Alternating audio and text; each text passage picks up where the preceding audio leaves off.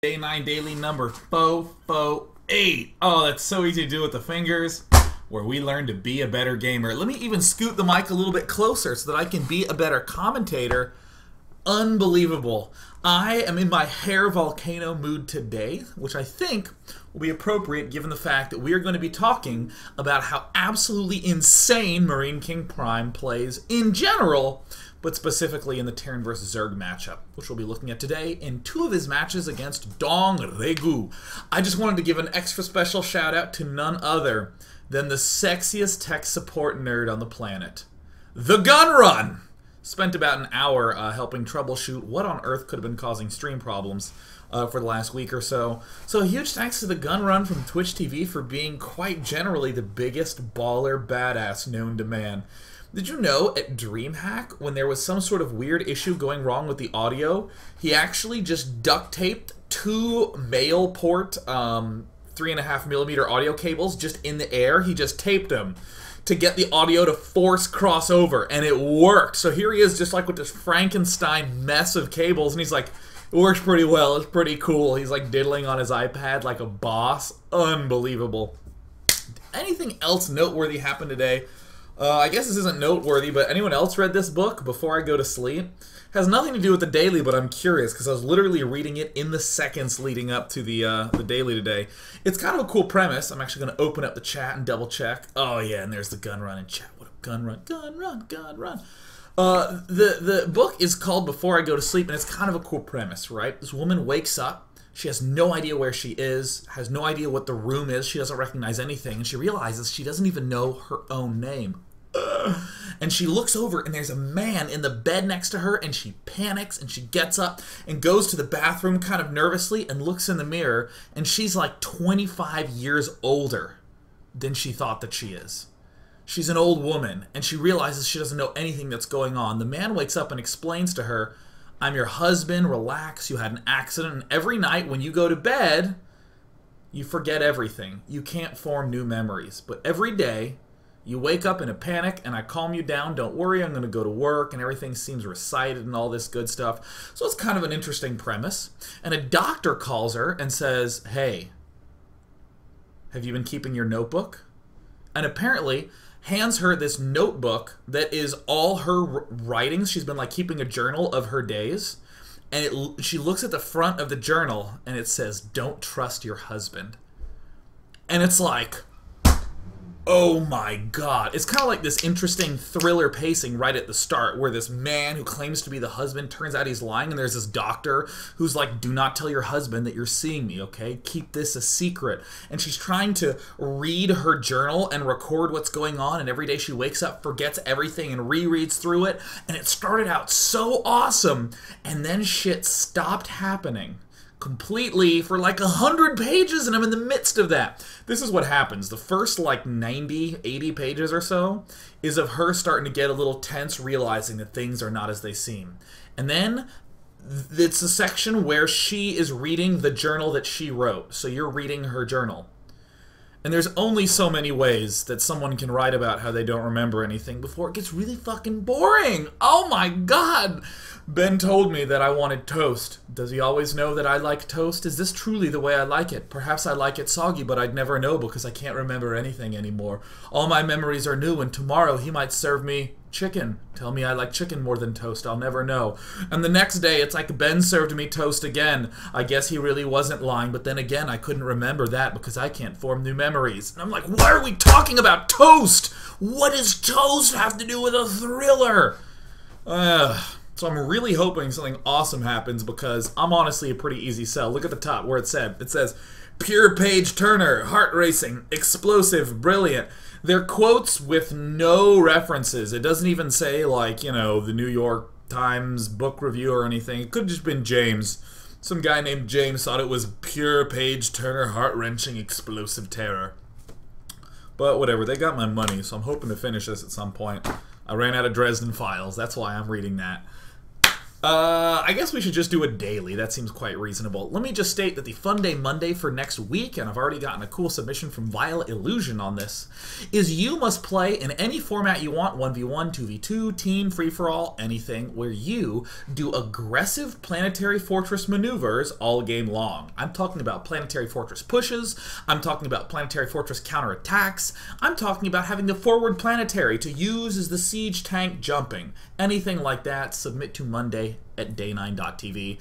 And you wonderful, beautiful, sexy Europeans will get that daily at 10 a.m. on Monday, because I am doing Europe Week starting on the 23rd of April, running to the 29th of April. I'll be doing dailies at 10 a.m. Pacific, 7 p.m. Europe time. Yeah, and the last announcement is that I'm doing the After Hours Gaming League Finals this Saturday with Husky StarCraft. So tune in here, twitch.tv/day9tv, for all your After Hours Gaming League needs. And I will be casting the consolation finals for the AHGL right after today's daily. This side of the neck was defective, but I hope you heard that crack. So, in other exciting news, we're going to be looking at MarineKingPrime's absolutely ridiculous play against DongRaeGu. And in fact, in pretty much all of his games, he has this weird tendency to do whatever the hell he wants and make it work anyways. And that, honestly, can feel very, very weird. I think most people know what standard is in the Terran versus Zerg matchup. Marines, tanks, medevacs. That's your core mixture. And you have players like Bomber, who literally will only make Marines, tanks, and medevacs and be aggressive with those. Players like MVP just have really good tank-marine timing pushes.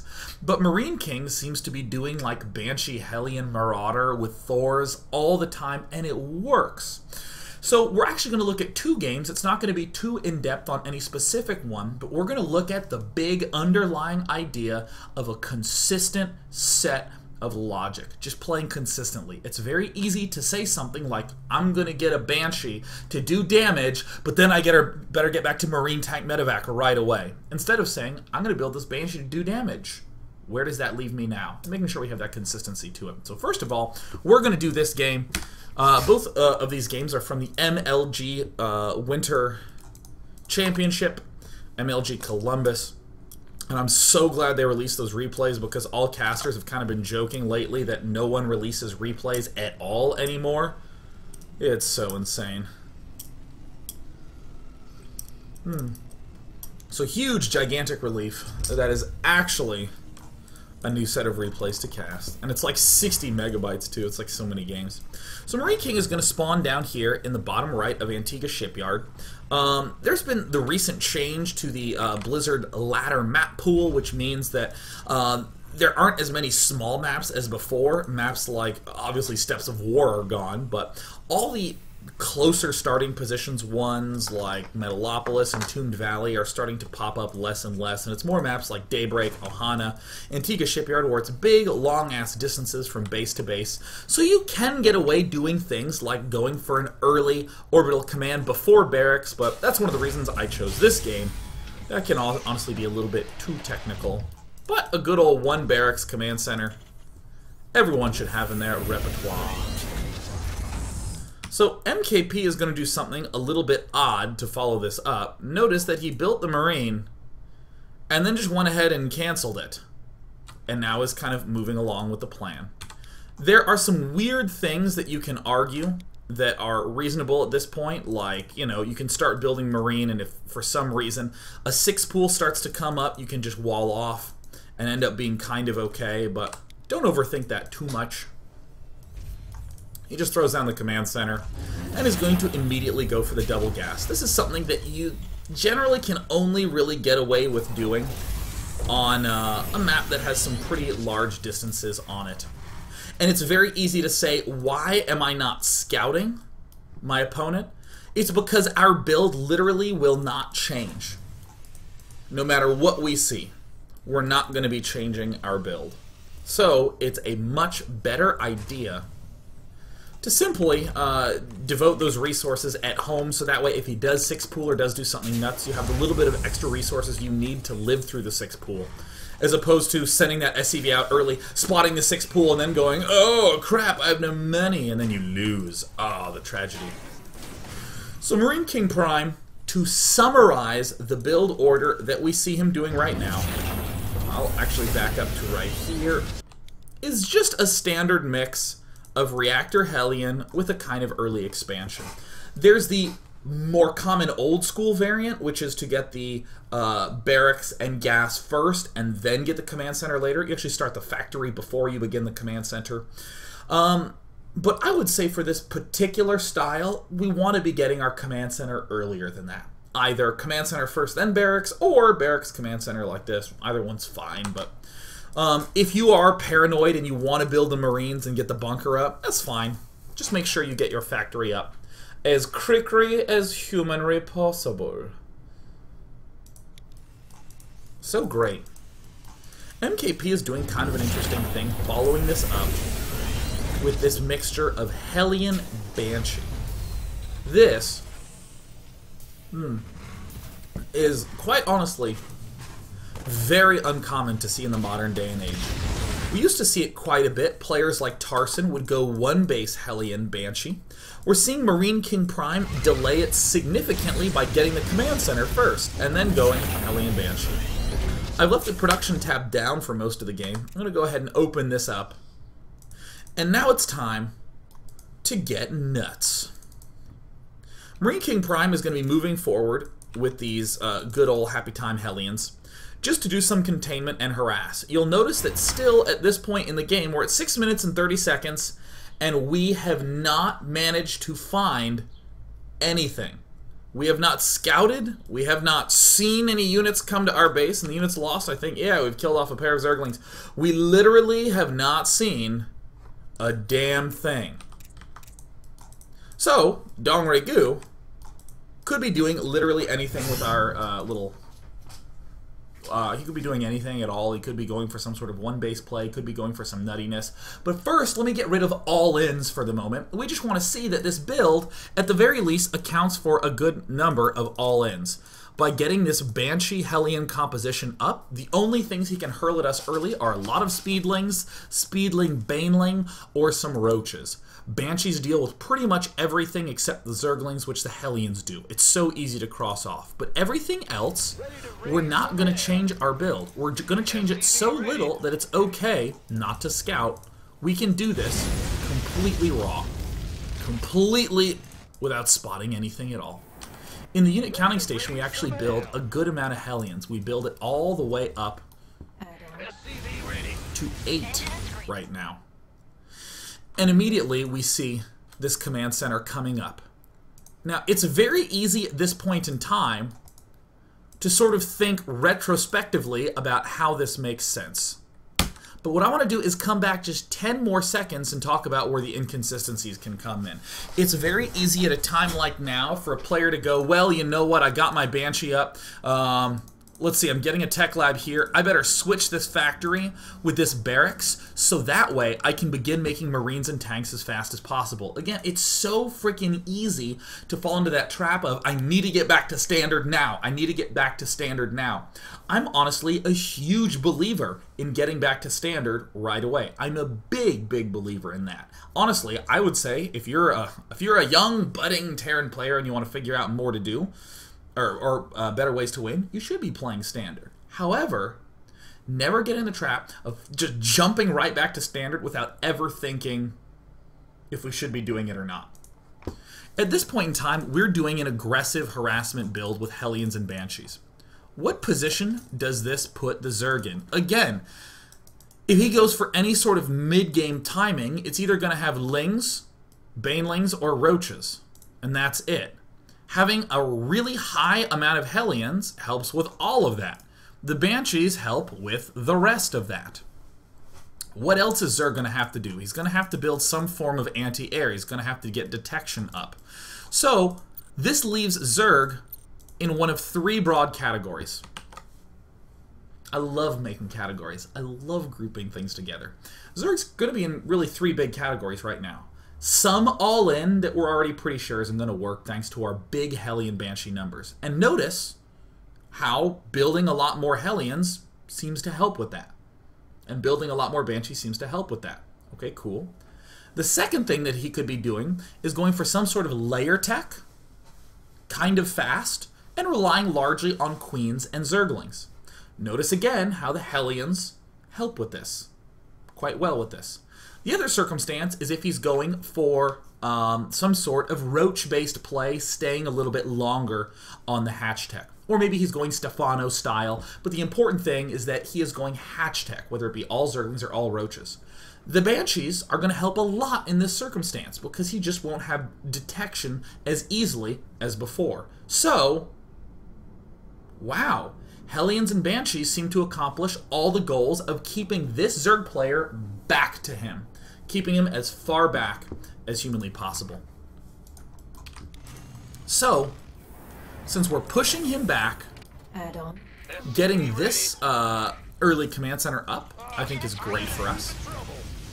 And wow, look at that, 6 Hellions. There's Hellions 7 and 8 coming up. Where's our Banshee? It should be coming out somewhere. I also do like that the Banshee is rallied to the front to sort of head up. That way it can help deal with any sort of all-in, as opposed to being rallied like straight up here in some sort of crazy fashion.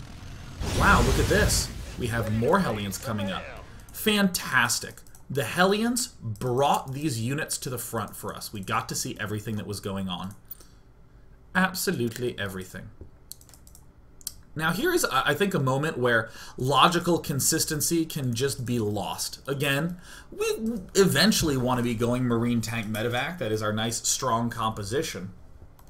But in a kind of simple statement sense, we want to be putting pressure on him before he gets a layer, especially because he got this third, and we want to go for a big long-term play. We want to be going for a long-term play. We're not going for a quick win now. We are going for a long-term play. So we're going to see MKP do a number of maneuvers here that all go for that long-term play. The one thing that could possibly give us problems at this point in time would be Marauders, or excuse me, would be Roaches, so we're just getting some Marauders up right away. This is a weird-ass mixture, but we see that at every point, at every step, it seems to make the absolute most sense. Let's have a blast. And now we can end up doing a little bit of harassment damage. We can do some cloaking. This is just to keep him back. But if we are keeping him contained, getting a third, we're going for long-term play. What else falls under the category of long-term play? Lots of upgrades. Lots and lots and lots and lots of upgrades. Some of these roaches do try to move forward, but hey, he is either not taking this third early and going for a layer, or he is taking the third early and not going for a layer. So this kind of harassment ends up working really nicely. What's DongRaeGu's response?